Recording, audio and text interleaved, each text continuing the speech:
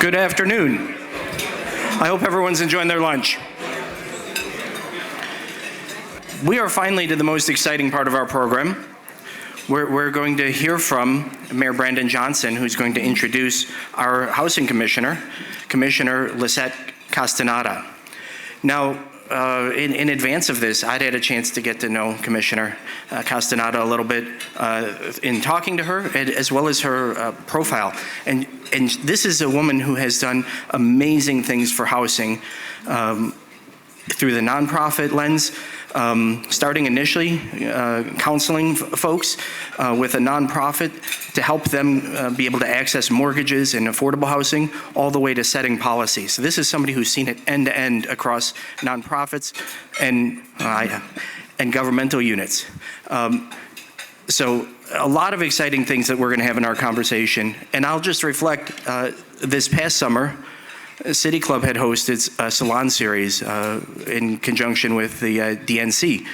And I had a chance to talk to a number of mayors and other senior officials. And I would always ask them, what's your top policy priority? Any guesses? Housing. Coast to coast, big cities, small cities, new cities, old, large and small. And so with that, I'd like to introduce Mayor Brandon Johnson, and we'll get to the program. Thank you. Hello, City Club. It is my great honor to introduce a leader whose life and work reflect the very values we are uplifting across our city. Our Chicago Department of Housing Commissioner, Lissette Castañeda. Commissioner Castañeda's story is deeply personal, yet it is a story shared by many Chicagoans. Her father worked in hotels and supported his family with union wages. Her mother dedicated herself to raising their 3 children. Her family lived in Lincoln Park, but over time, gentrification made it increasingly difficult for families like the Castañedas to stay. Like so many other families in Chicago, hers was pushed out and displaced by rising costs. They moved to the West Side and found a home that provided stability and security for everyone. This home was the foundation that her family needed to thrive. And we can see the proof that Commissioner Castañeda certainly thrives today. I share Commissioner Castañeda's story because it demonstrates that housing is not just about having a roof over your head. Housing is about building generational wealth, creating permanency, and having the ability to stay in the neighborhood where you have planted roots. Commissioner Castañeda says that she never intended to end up in the housing work. It was her life experiences that led her there. In over 20 years of dedicated service, she has become one of our city's most respected advocates for affordable housing and transformative investments. Before becoming our DOH commissioner, she was board president to Palenque LSNA, and she led LUCHA, one of Chicago's leading affordable housing organizations. She brings experience in community organizing, activism, and fighting for justice to our Department of Housing. Her leadership has helped the city to advance transformative projects and policies. Just this month, we made history when the City Council passed the Green Social Housing Ordinance, making Chicago the first major city in the country to implement this innovative model. Commissioner Castañeda is at the forefront of our work, advocating for policies that prioritize environmental sustainability and economic equity, ensuring that every new development benefits the community it serves. And through her leadership, we are seeing ribbon cuttings and groundbreakings across the city. And we are cutting the tape on long-standing bureaucratic hurdles to advance projects that transform our city. Together, we have accomplished so much, and there's still more to do. I look forward to seeing Commissioner Castañeda's further impact on our city. And I am thrilled that you will hear more from her today about our progress. So please join me in welcoming the Chicago Department of Housing Commissioner, Lissette Castañeda. Good Afternoon. No idea what time it is, y'all. I've been up since pretty early. Good afternoon, everyone. Thank you so much for having me here today. I'm really looking forward to this conversation. To set the stage a little bit for my conversation with Omar, I want to talk about what the department has been doing. We're going to talk about our bold new efforts, and yes, we're going to talk about green social housing. So let's start with a little bit of history. Context matters, and we can't talk about how we've ended up here without talking about where we've come from. We have to recognize that Chicago has been a place where historically we have faced systemic issues like redlining, gentrification, and as a response, affordable housing efforts began to take shape. In 1937, the Chicago Housing Authority was established. And the Department of Housing, as it is today, was reestablished in 2019. So today we get to work under Mayor Brandon Johnson to continue to collaborate with the Department of Planning and Development and others to solve our housing challenges. So what are we looking at? What are the challenges today? So part of what you can see here is a heat map. Thank you again to our friends at CHA for our help on this. And what you can see here is the most recent data on the lack of affordability. The map on the left, you can see very low income households, in the middle, very low income households, in the middle, very low income, and in the right, extremely low income households. So basically, as you can see, as the neighborhoods are changing, fewer of them are affordable. You can see that in the spread of yellow.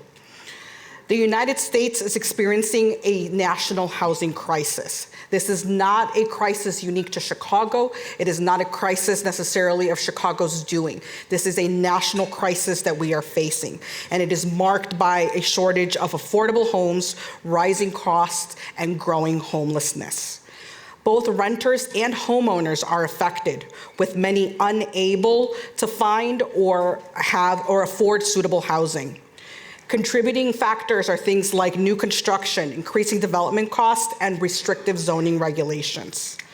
In Chicago, there are at least 119,000 fewer affordable apartments than there are families in need. The shortage of affordable homes and rising costs, again, a national crisis. In Chicago, over 51% of families are rent burdened. They spend more than 30% of their income on rent or utilities.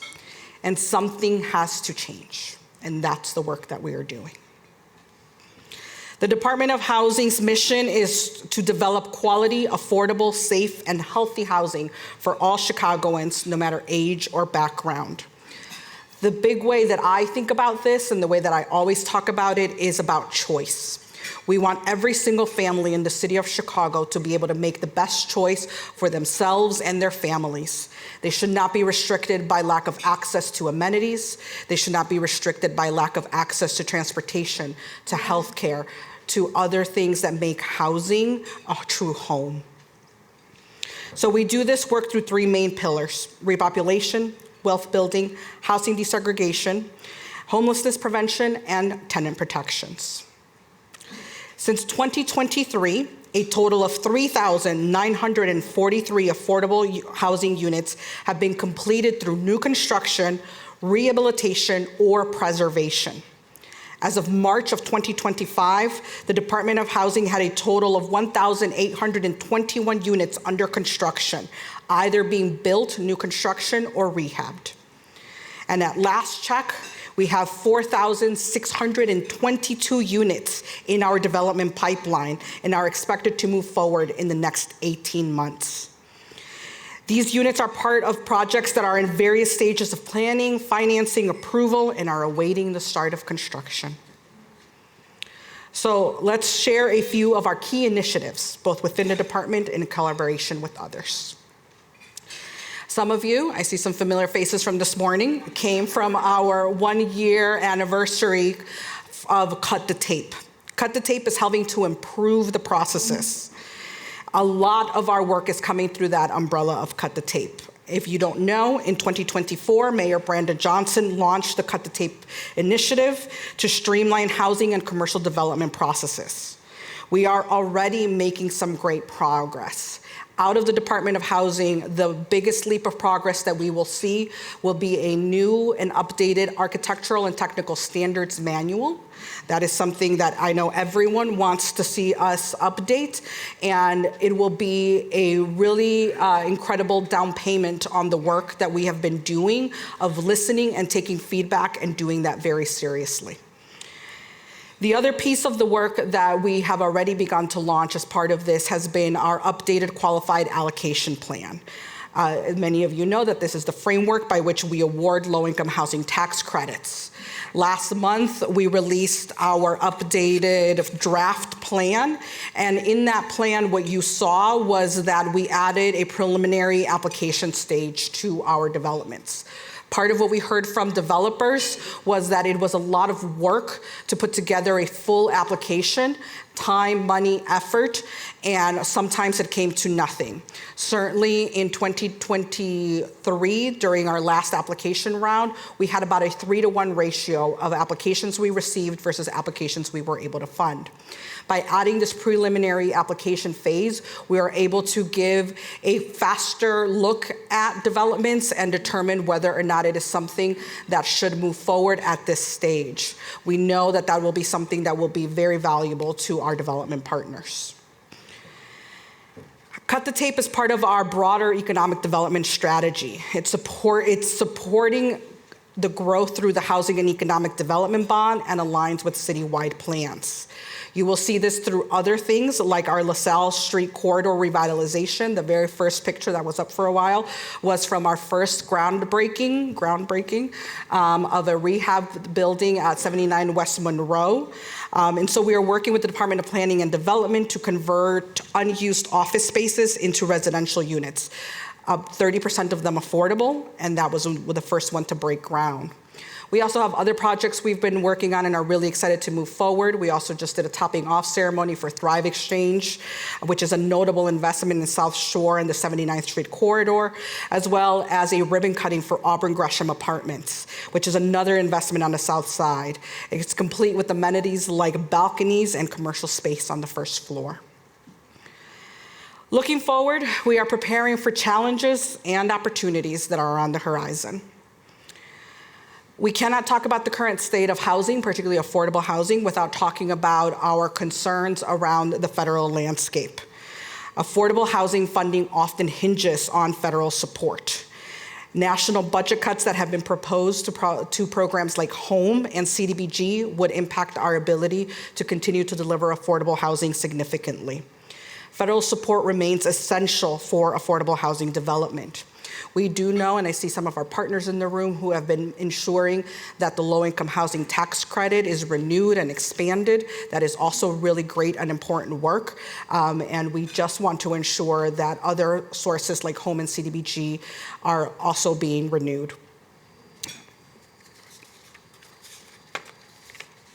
So the next thing, the most exciting thing, the thing that I have spent a lot of time talking about recently, has been green social housing. Just this month, earlier this month, Chicago passed this groundbreaking initiative. This innovative but proven model blends sustainability with affordability and local funding. Green social housing will be wholly funded out of Mayor Johnson's Housing and Economic Development Bond. It was one of 2 specifically named programs when the bond was passed last year. This will ensure that we are able to have development that is up to green building standards, that has tenant governance, it has forms of rent stabilization, and 30 to 40% of affordable units. We are growing the pie. It is another tool in the toolbox. When we look at the shortage of what is happening across the country, we know that there is not a single tool that will solve all the problems. Green social housing gets us one step closer. It gets us another tool in the toolbox as we work to address that issue here in Chicago. Green social housing will allow for more housing production beyond what can be provided by LIHTC alone, and will be a mix of affordable and market rate units. At the end of the day, I'm certainly driven by the why. you all heard Mayor Johnson talk a little bit about my own background and why I'm so passionate about housing. I've been doing this work for a very long time, and at the end of the day, I know that it's going to take all of us. It is going to take passion from all corners of the city, from the business community, the civic community, from philanthropy, and from other partners in government to resolve our housing crisis. Housing is more than just shelter. It's dignity, it is stability, it is opportunity. When people are housed, they are able to move on to do the other things in life that they want to do. We are not that far past the beginning of COVID-19, where we were all reminded that you cannot shelter in place without a home. And days, like every day, frankly, at the Department of Housing are why we keep doing this work, because we know that everyone deserves to have that. And at the end of the day, the vision that we keep going towards is that every single Chicagoan has a place to live of their own choosing. Thank you.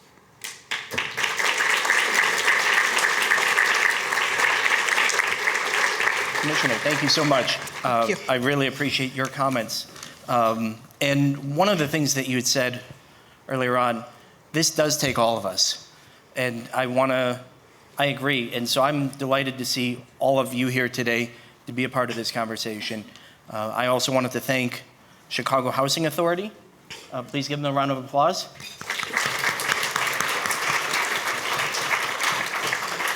Chicago Neighborhood Initiatives.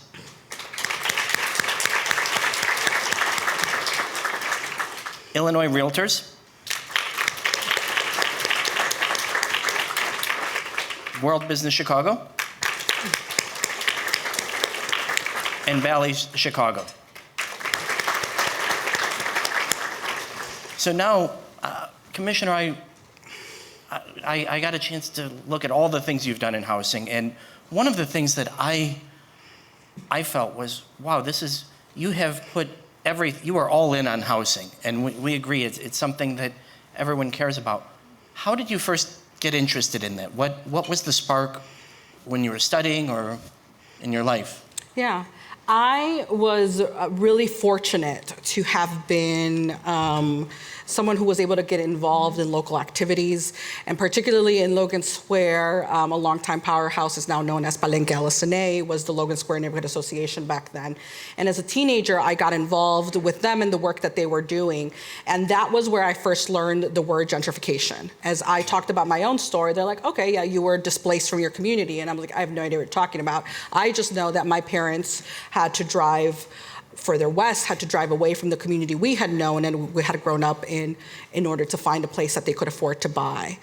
And so really that's where it started. I was a leader on the original Balanced Development Campaign. I don't know if anyone here remembers this, but the original Balanced Development Campaign was what led to what was then called set-asides. And today we call the Affordable Requirements Ordinance, which is part of the charge of the Department of Housing. So it's really it's been a long journey that kind of has all led full circle here. No, that's amazing. Thank you for sharing that. Having worked initially counseling individuals in terms of how they can access affordable housing, all the way to setting policy, it gives you a great context to see how it fits together.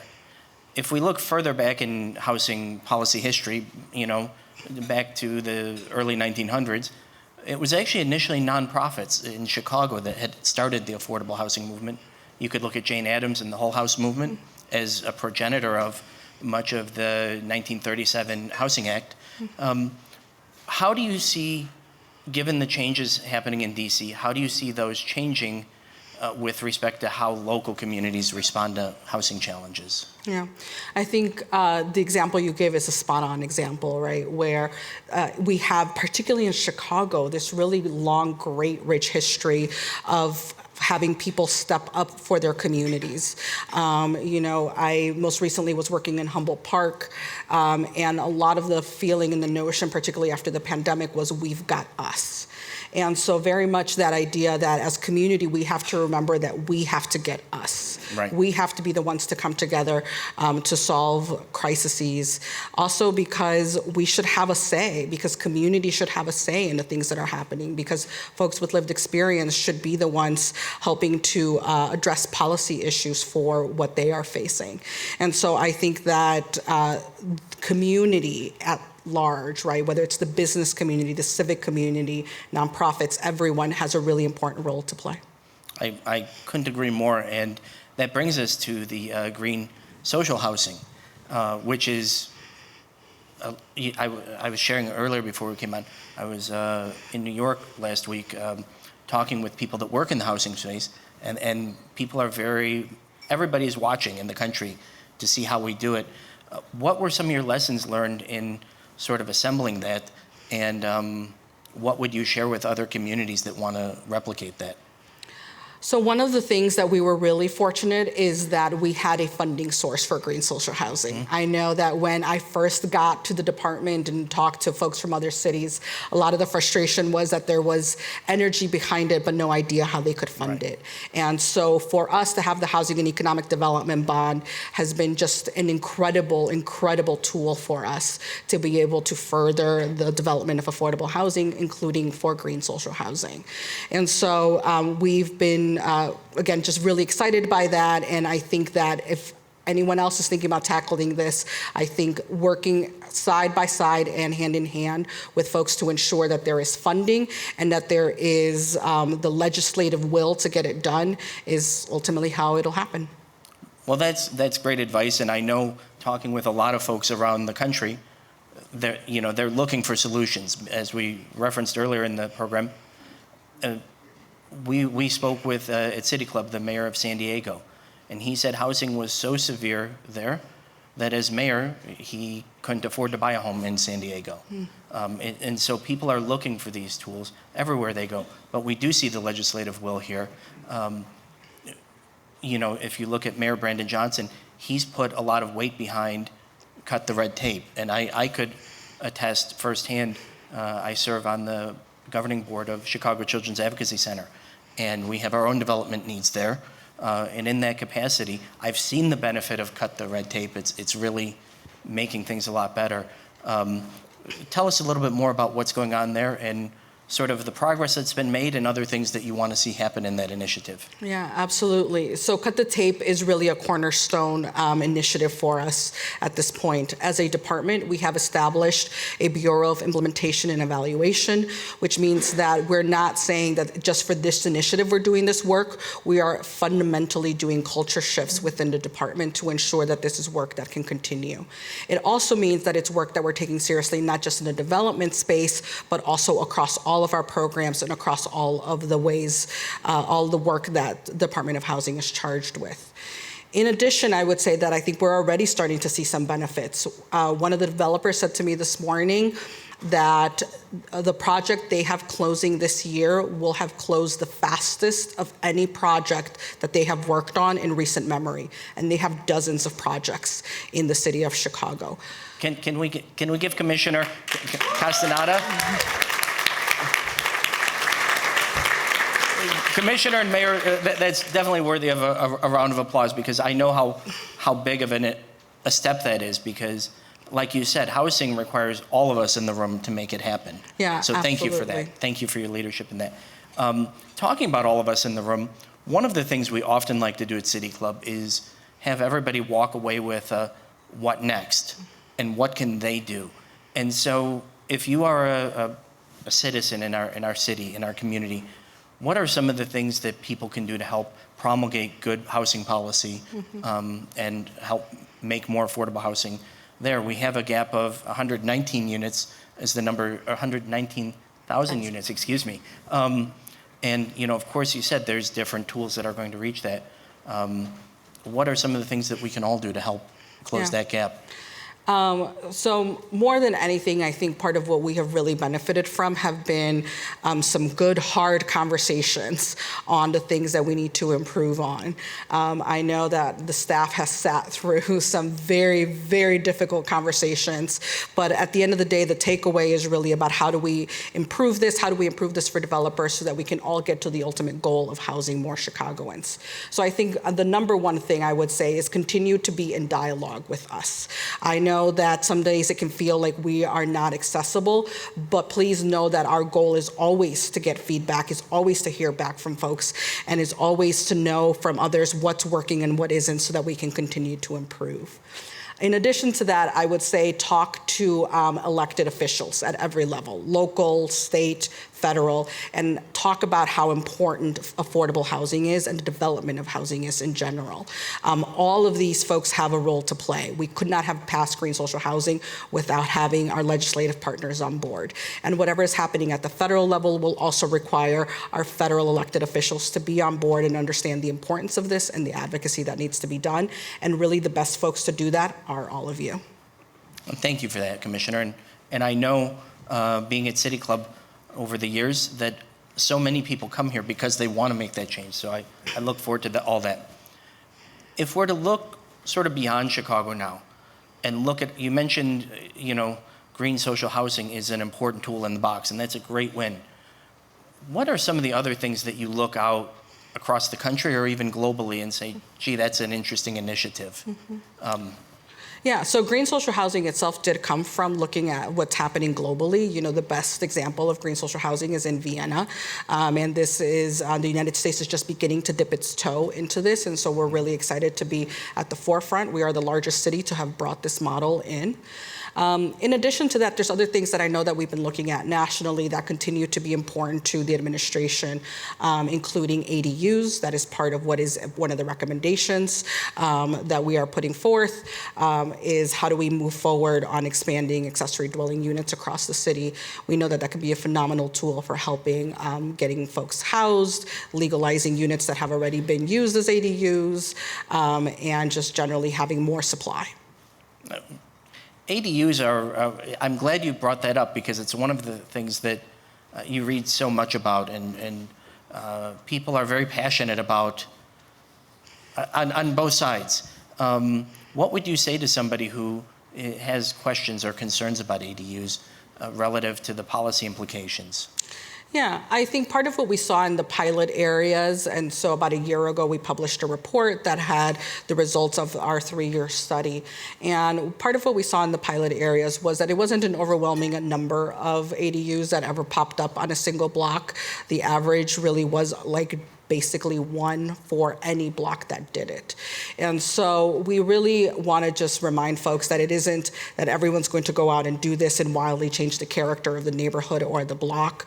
This is just, again, another tool in the toolbox for those who want to avail themselves of it. That's fantastic. And, if you think about Sears and our model houses that we built here long ago, where you got a kit house and you could build it, people have talked about that in the context of ADUs, that they could be modularized and sort of standardized. What do you think of that? Do you think it ought to be sort of custom, or do you think there are ways that it could be modularized and perhaps more efficient? I think there's lots of ways to find efficiencies that still address the character of the neighborhood, the character of a home, and what the community at large wants to see. So I think there's a good balance between both. Fantastic. Well, we've touched on a lot of things.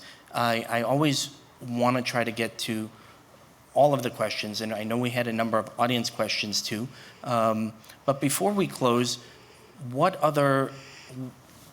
sort of on the horizon? What is the next thing that you really sort of wake up every morning excited about for Chicago's housing?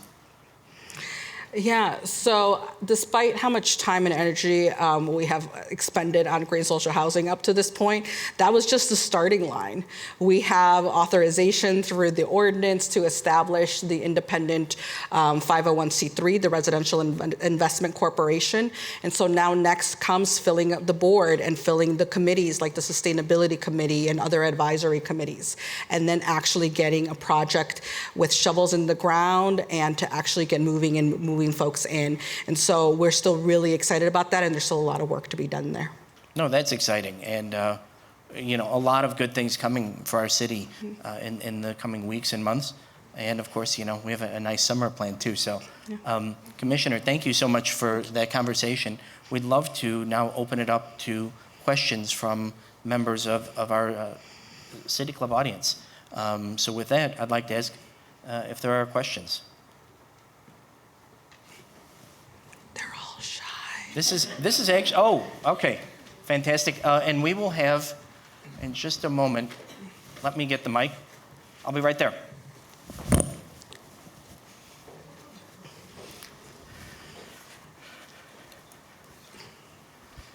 And if you would, please introduce yourself and your organization and state your question. Thank you. Sure. Steve Ford with Marquette Bank. To a layperson, how would you describe affordable housing? I was born in the city, and I'm just curious, how you would define it, because it can be confusing. Yeah.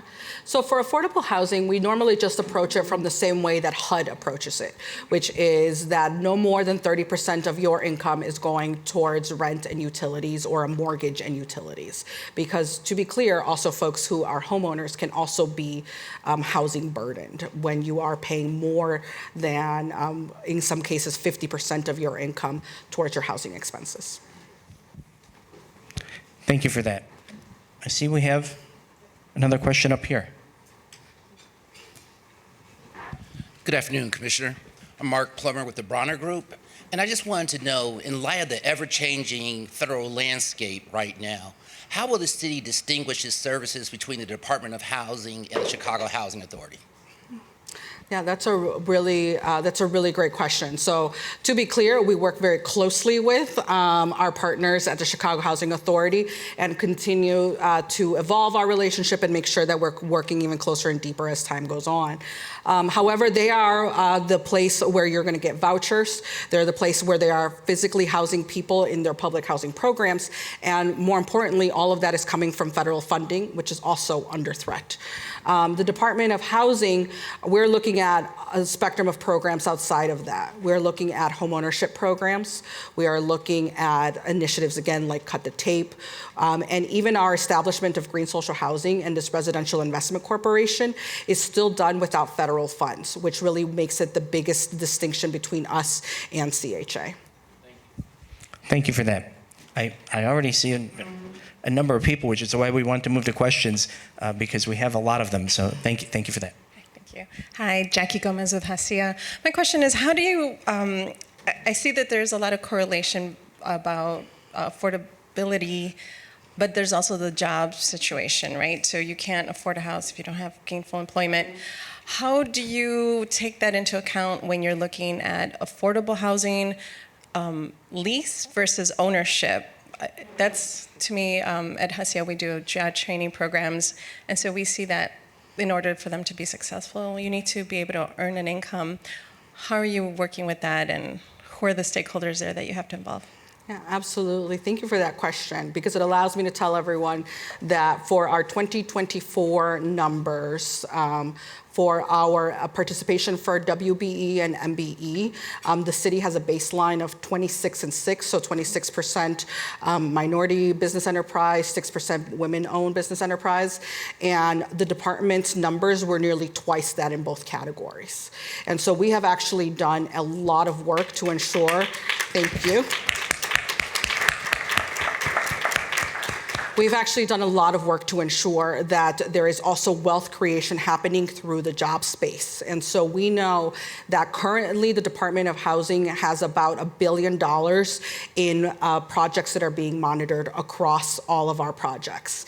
All of those are opportunities to create jobs and to do wealth creation through that as well. So part of what we have continued to do, no matter what else is happening, we have continued our commitment to emerging general contractors, emerging developers, and ensuring that there are opportunities for small businesses to participate in the contracts that we are talking about. In addition to that, more specifically thinking about the question of homeownership versus rental, we believe, again, in choice. It's a spectrum. So all the way from being a renter or actually maybe being someone who is experiencing homelessness, all the way through homeownership, we want people to have all of those opportunities.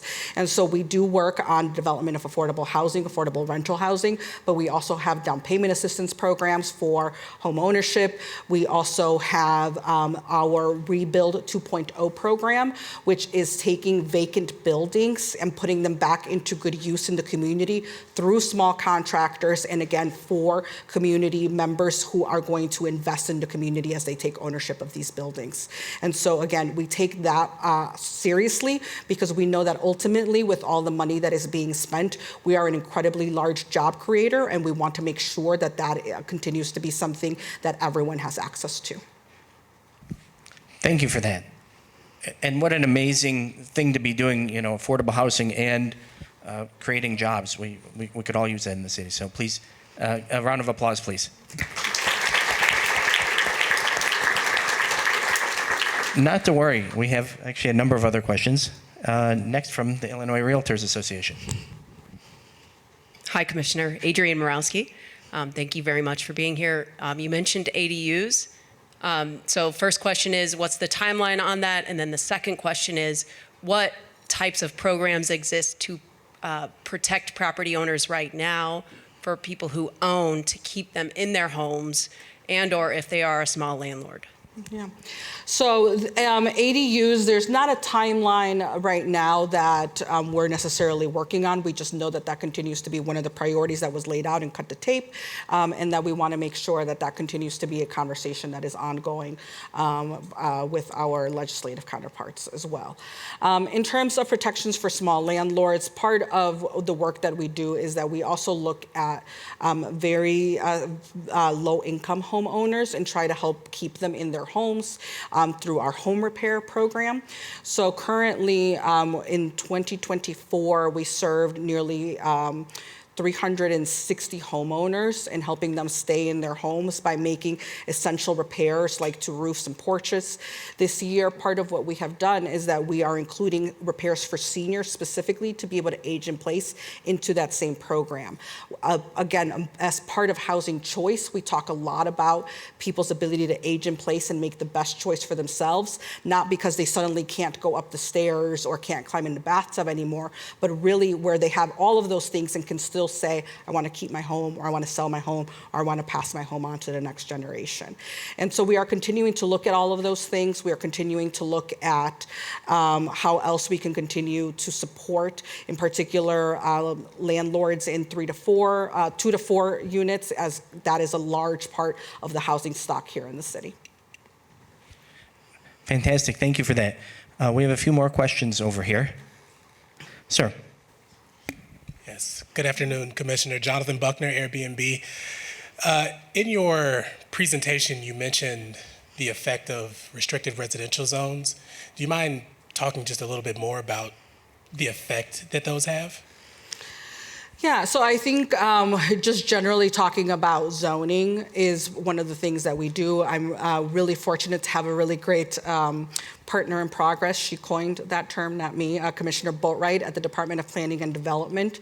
And so in general, even when we're talking about ADUs, we're always talking about zoning and the ways in which zoning can help to push forward housing, and in some of the ways in which it can sometimes be restrictive. And thinking through just what are the different ways in which we have to look at zoning and think about reforms to that as part of our broader strategy of building more homes. Thank you. We had Diane Hansen with Dreamtown. The City Council passed a new 606 pilot program to help a tenant buy the building they live in. Has even one tenant bought the property that they live in, whether it's commercial or residential? And if they have, was it commercial or residential, a 2 to 4 unit or 5 plus? I would have to pull all the data specifically, but there is currently one purchase underway for a residential property. And so the 606, the so-called 606 ordinance, the Northwest Side Housing Preservation Ordinance, is one of the tools in the toolbox for us in ensuring that we are helping to preserve homes, particularly in areas where there is a lot of movement and a lot of folks who can no longer afford to stay. Well, aren't you asking the broker to practice law without a license? Isn't that really what you're asking him to do? It's a lot of work for the real estate broker. And if only one of all the people who have had the opportunity to do it, does that justify the time invested in this? So the pilot has been only in place since March 1. So we're actually really excited that we've gotten as far as one person.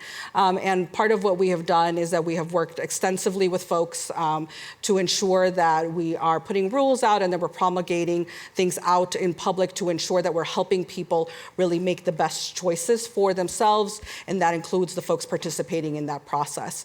And so I think I would say that really, again, the ultimate goal in what we are doing is helping people be able to access opportunities for wealth building. I'm sorry, we have to move on to our next question. Thank you, though. Good afternoon, Commissioner. My name is Kimberly Jones, and I'm here with my colleague, Dr. Linda Black, and we are service providers for homeless youth in Chicago. And so you mentioned a couple times about the threats of federal funding, and I just want to know if you have any suggestions on how programs can sustain if there is a threat to our HUD funding. Yeah, absolutely. I sit on the board of the Continuum of Care. As part of my role, there's lots of ways in which we are deeply connected to the work that is happening in that homelessness space. Obviously, we work closely with the Chief Homelessness Officer, Cindy Soto. In addition, the department put aside $30 million to help 5 shelters turn their shelters from congregate settings to non-congregate settings. Again, going back to the basics around dignified housing and making sure that people have the space that they need. In general, I would say that I think that when it comes to funding, I'm really looking forward to what our partners in philanthropy will be doing. I think there's lots of initiatives like the Cut the Tape initiative for which we could not have done it without philanthropy. And I think that particularly in the space of housing and these other human services, it's going to be really important to see our partners in philanthropy continue to step up and help fill the gaps that might be created by what's happening at the federal level. Thank you, Commissioner. Am I on this one now? Okay. So one of the things I have followed you on LinkedIn, and thank you for connecting with me. I've really appreciated that. But in your subject line, you say housing is a human right. Yes. And that's a beautiful thing to say. And I think that underscores where you're taking policy here. If we're to fast forward a couple of years, how do we promulgate that more broadly in the city? I hope through events like this, but what are, where did that view come from? Because I saw it was initially the earliest sort of markings of that sort of viewpoint actually came from the United Nations back in 1948, right. But it's obviously grown. And having you take that belief, and I've seen a number of your colleagues in your department also share that belief. So, you look at it, because housing, it is the largest or most democratic way of wealth accumulation of anybody in this nation. And that's been recognized since the Housing Act of 37, right? That the nation wanted to allow the middle class and the working class to start to accumulate wealth, to start to accumulate a stake in society. And that's something we should all have the chance to do. So I want to say thank you for that, Commissioner, and offer my thanks and just a round of applause. Thank you. Thank you so much. Thank you. And with that, I want to say we will conclude these comments. I did want to give you a preview of a few other events we have coming in the coming weeks. One, we're going to, let me make sure I get the dates right. I don't want to misquote the dates. I usually try to have comments in my head rather than read. I'm not a great reader. So, on May the 28th, we have Commissioner Spiropoulos coming to speak from the Cook County Circuit Court. Anyone who knows Mariana, she is an amazing leader. Obviously, she did a lot of work with Met Water and now over with the County Court, and so she's going to be sharing more about what they're doing there. June 11th, Chicago Prize. Have you guys heard about this? This is an amazing program thanks to the Pritzker Traubert Foundation, where $10 million is given to a community organization to go make substantive change in our community. We're going to hear from the 4 finalists on June 11th. I'm pretty sure those are going to sell out, so make sure that you get your tables and seats.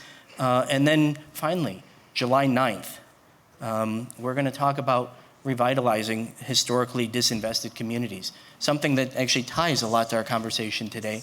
And we'll have both the United Way as well as the CEO of BMO US to come here, Daryl Hackett, to come talk about that some more. And that's actually a topic I'm really excited about. I wrote my senior thesis in college on redlining, so I'm excited to hear what they have to say on that.